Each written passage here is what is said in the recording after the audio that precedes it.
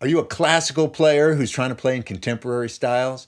Well, here are the 5 common mistakes classical string players make when playing in non-classical styles. Mistake number 1, vibrato. The vibrato is different. It often starts late, it's wider, slower. If you listen to jazz and rock instrumentalists, sometimes you won't hear any vibrato at all. I like to say that vibrato is like your accent. It's a dead giveaway where you're from. If you want to lose that classical accent, you've got to listen to non-classical players and singers. The second common mistake, reading the music exactly as it's written.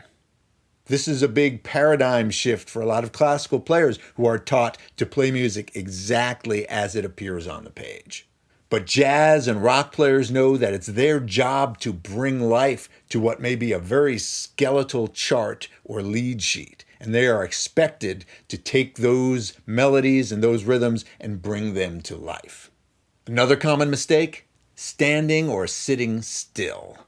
Groove-based music, which includes about 99% of pop music and folk styles, cannot be played if you're standing still. You need to move. It's music that's intended for people to dance to, and if you are not actually moving and dancing yourself, the listener won't either.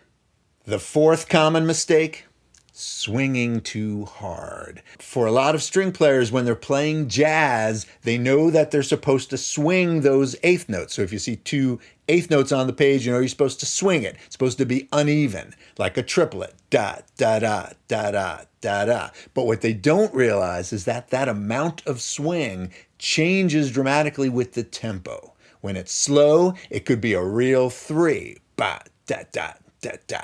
Da, da. But as it gets faster, in more up-tempo jazz tunes, often the drummer is swinging hard, but the instrumentalist, the sax player or the trumpet player, whoever's playing a melody or a solo, they're often playing it almost evenly, almost like even eighth notes, even though the drum is swinging, because it's just going too fast. And if you swing it hard, it sounds kind of ridiculous. You don't want to get the humoresque syndrome.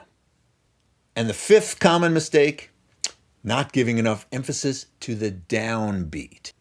Over the last 100 years or so, classical music has developed into a very elegant and refined kind of sound where the downbeat is not so emphasized. It seems that emphasizing that downbeat or the rhythm in general may make people feel that the music is a little too folk-like or maybe vulgar in nature, so they tone it down.